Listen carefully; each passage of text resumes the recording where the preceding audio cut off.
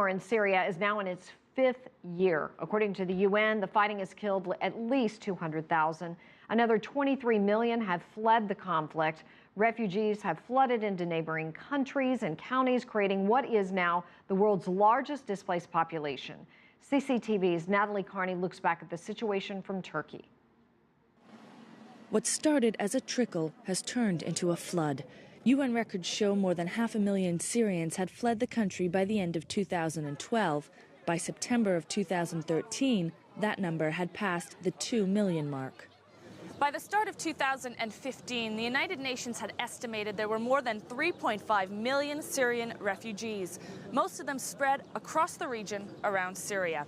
Half of those refugees are under the age of 18.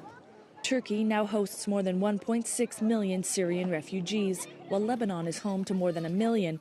Jordan has registered 600,000, and Iraq hosts close to 244,000. Another 136,000 fled to Egypt.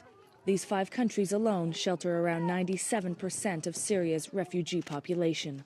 As the days, months, and years tick by, many Syrians have begun making a life for themselves in their new homes, setting up schools, hospitals, even media centers to keep the population informed about the civil war back home.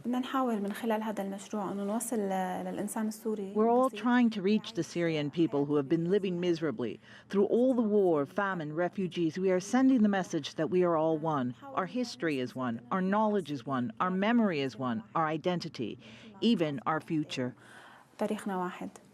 Many of the camps now represent a town more than a temporary shelter, with streets, shops, and markets run by their residents. Yet, life here can be so difficult that some prefer to return to Syria despite the dangers. 23-year-old Nasrin Bekul plans to return with her 3 children.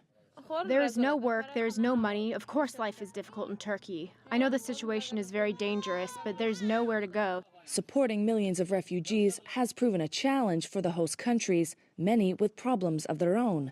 Funding from international donors is dwindling too. With the war now in its 5th year and no end in sight, many fear their temporary plight will become permanent.